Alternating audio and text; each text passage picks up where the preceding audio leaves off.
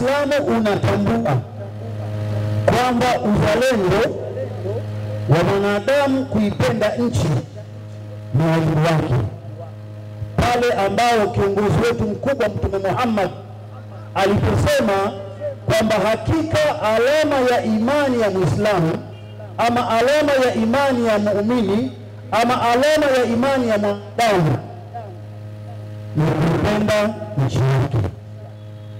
Kupenda nchi ndio alama ya kwanza ya imani ya mtu. Sasa tunakumbushana kwamba tarehe zimekwisha, tusisahaulishwe na mambo ya mitandao haya, tusisahaulishwe. Tujue tuna wajibu mmoja, kwenda kuitetea nchi, kuilinda nchi na kuisemea nchi amani yetu iweze kudumu. Nabii Ibrahim alayhi salatu wassalam anaitwa ni baba wa imani.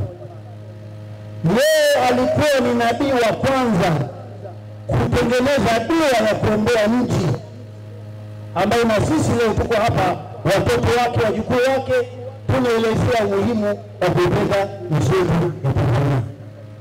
Na tunazo sababu za kuipenda nchi yetu na kuhakikisha kwamba tunaelekeza waumini wetu mawazo na fikra yao katika kuitetea nchi. Serikali hii ya Jamhuri ya Muungano wa Tanzania tunajua ina watu wanaitwa watu wa usalama, tunajua kuna watu wanaitwa JWTZ, Jeshi la Wananchi wa Tanzania, kuna watu wanaitwa jeshi la polisi, kuna watu wanaitwa jeshi la magereza.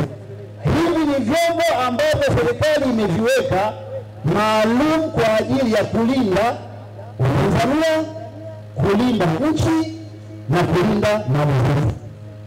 Niwaombe viongozi wenzangu wa dini wote ambao tuko hapa na Watanzania na Wanatabora, tusilishughulishe jeshi la polisi hiyo tarehe 29 badala lilinde mali zetu, lianze kushughulika na sisi.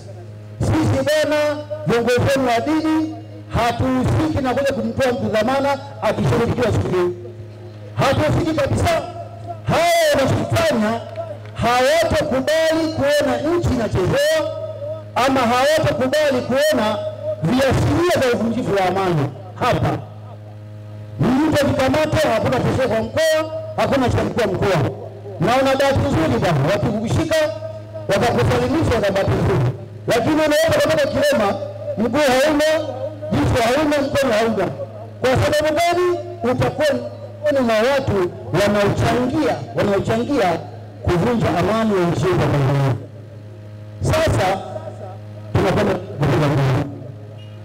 Wewe kama mwananchi wa Tabora, Muislamu, Kristo, Mkristo, kadha, amka siku ya tarehe 28, hemea kabisa, nunua mchele wako, weka ndani. Siku ya tarehe 29 wewe kazi moja tu kupiga kura. Piga kura, urudi nyumbani. Usije kusababisha na maelezo yakawa magumu siku ya kupiga kura. Piga kura, baada ya kupiga kura yako bwana, taratibu ondoka, kakae nyumbani na mke wako na watoto wako, mzungumze, msikilize matokeo.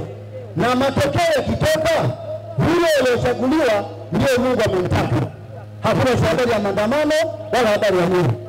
Kama sasa mkoa, kura yangu mheshimiwa mkuu wa mkoa wa kwanza. Sasa sisi hatuongeni hapo wale watu walimu wa elimu wa viongozi, lakini mwambie watu wangu wa kampeni kama ile saa 2 kasorobo na viongozi vikifunguliwa, mimi sasa mkoa wa kwanza. Ile wote wa Tabora waje nyuma yangu. Na nina imani kwa mapenzi ya Mwenyezi Mungu na baraka za viongozi wetu tutafanya tu. Sasa mheshimiwa mkuu wa mkoa, hili ndio dhumuni la leo tunakutana hapa. Kuhamasishana tu na kuhamasishana wajibu wetu sisi kama wanadamu kwenda kutekeleza haki ya msingi ya kupiga, lakini haki ya msingi ya kuilinda amani nchi yetu. Amesema baba askofu, kuna sehemu zingine mkoa hapa sasa hapa Tanganyika. Sisi tutakuwa watu wa ajabu na serikali tutaishangaa, serikali ya mlengo, serikali ya kabila gani ambayo amani inavunjwa. Hawa bwana acheni tu, haiwezekani mtu akifanya kosa ambalo litahatarisha amani kuvunjika lazima serikali ichukue mkondo wake kuhakikisha inazuia, na mwisho wa siku tutafanikiwa.